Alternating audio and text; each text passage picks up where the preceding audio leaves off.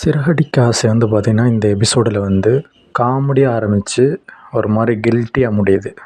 Comedy அப்படின்னு பார்க்கும்போது என்ன அப்படின்னு பார்த்தீங்கன்னா, வீட்டு வேலைலாம் செய்யும்போது காஃபி போட்டு கொடுக்குறாங்க ரோஹிணி. அது வந்து சரியில்லை அப்படின்றத வந்து முத்துவோட அப்பாவோட ஃபேஸ் ரியாக்ஷனில் காட்டி அந்த மாதிரி காமெடியாக போகுது. இந்த சீன் போய்கிட்டே இருக்கும்போது மீனா வந்து அவங்க வீட்டுக்கு போனது, அந்நேரம் வந்து எதையும் மறைக்கிறியான்னு கேட்ட உடனே ஒரு மாதிரி உடஞ்சி அழுகிறது, அந்த மாதிரி காட்சிகள் போகுது.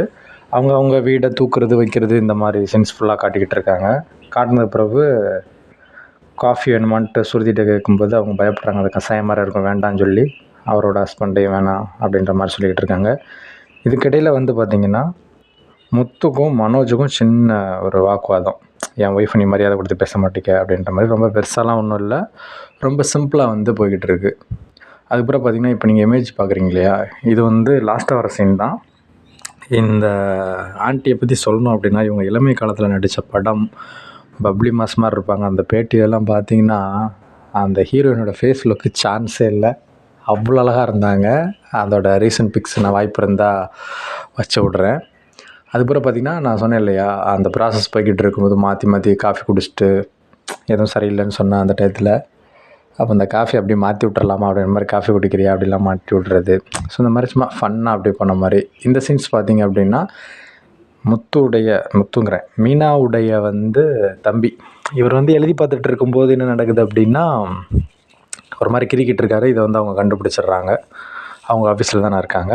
கண்டுபிடிக்கும்போது எதுவும் குழப்பத்தில் இருக்கீங்களா அப்படின்னு கேட்கும்போது, இந்த மாதிரி அக்கா வீட்டுக்கு வந்திருக்காங்க, என்ன பிரச்சனை தெரில அப்படின்ற மாதிரி சொல்லிகிட்டு இருக்கும்போது, சேம் டயத்தில் வந்து அவரும் கால் பண்ணிடுறாரு. இந்த மாதிரி நான் ஆஃபீஸ்க்கு வெளியே தாண்டா இருக்கேன் வான்னு சொன்னோடனே, ஒரு பிரச்சனையும் கிடையாதுடா, சும்மா கொஞ்சோண்டு குடிச்சிட்டு வந்ததுக்கு சண்டை போட்டால் அப்படி போடுற ஆள் கிடையாது. நிறையா குடிச்சிட்டு வந்துட்டு இருக்கும்போது எனக்கு ஆம்லேட்லாம் போட்டு கொடுத்தவங்க, என்ன ரீசன் தெரில, வேறு ஏதோ காரணம் இருக்குது, ஊருக்கு போயிட்டு வந்ததுலேருந்து தான் அப்படி இருக்குது அப்படின்ற மாதிரி சொல்கிறது. இந்த மாதிரிலாம் போய்கிட்டு இருக்குது.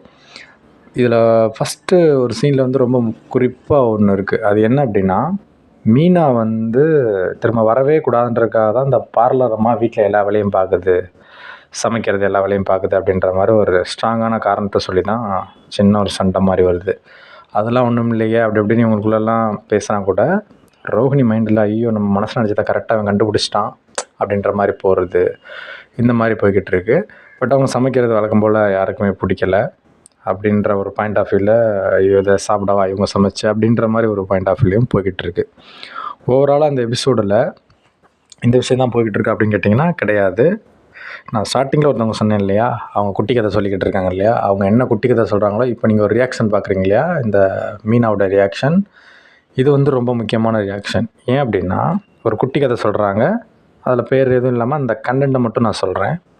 இந்த மாதிரி ஒரு பையன் இருக்கான், அந்த பையன் வந்து ஒரு பொருள் வச்சுருக்கான், அதை உடஞ்சிருச்சு, ஏன் உடஞ்சிருச்சு அப்படின்னு கேட்கும்போது பூனை உடஞ்சிருச்சு அப்படின்னு சொல்கிறான். அப்படின்ற மாதிரி கொஞ்சம் ஃபன்னான மேட்டர் போய்கிட்டு இருக்குது. அதாவது அந்த குட்டி கதையில் அதில் தீம் என்ன அப்படின்னு பார்த்தீங்கன்னா, அந்த பையன் வீட்டில் பூனைக்குட்டியே இல்லை, அவன் பொய் சொல்கிறான் அப்படின்னு சொல்லிட்டு, பொய் சொல்கிறது பெரிய தப்பு அப்படின்ற மாதிரி ஒரு சில விஷயங்கள் போகுது. நீ வந்து அந்த பையன் வந்து இப்போது ஹோம்ஒர்க் பண்ணிட்டு போவோம் இல்லையா, பண்ணலன்னா அதுக்கு ஒரு ரீசன் சொல்லலாம்ல, அந்த மாதிரி போகுது. நீ பண்ணலன்னா நாளைக்கு பண்ணிட்டு வர சொல்ல போகிறேன், ஆனால் பொய் சொல்லக்கூடாது அப்படின்னு சொல்லும்போது மீனா வந்து திரும்பி பார்த்து அந்நேரம் ரொம்ப ஃபீல் பண்ணுறாங்க. ஐயோ அப்படின்ட்டு, ஏன்னா அவங்க தான் ஆல்ரெடி ஒரு குற்ற உணர்ச்சியில் அவங்க பண்ண தப்புக்கு இவங்க வந்து ஸ்ட்ரகிள் ஆகிக்கிட்டு இருக்காங்க இல்லையா, அதெல்லாம் காட்டுறாங்க. இந்த கேப்பில் இவங்க ஸ்டோரி சொல்லிக்கிட்டு இருக்கும்போது அவங்க வழக்கம் போல் வந்து பூ போட்டுக்கிட்டு இருக்காங்க, சாமி படங்களுக்கு பூ போட்டுக்கிட்டு இருக்காங்க. அப்போது தான் திரும்பி பார்க்குறேன் அந்த ரியாக்ஷன். ஸோ அந்த ரியாக்ஷனுக்கான காரணம் சொல்லிட்டேன் இல்லையா. இது வந்து மீன் அழுகிறது. இது வந்து அவங்க அம்மா வீட்டுக்கு வந்துடுறாங்க இல்லையா, வந்த உடனே அப்படி பேசிகிட்டே இருக்கும்போது காரணம் சொல்லாமல் அழுகிற அந்த காட்சி. இது வந்து என்ன பார்த்திங்கன்னா, மீனாங்கிற ரோஹிணி குளிஞ்சிருக்கிறாங்க இல்லையா, தூக்குற சீனு. அந்நேரம் அவங்க வந்து உள்ளே என்ட்ரி ஆகி அந்த ஸ்டார்டிங் சீனுடைய புகைப்படங்கள் தான்.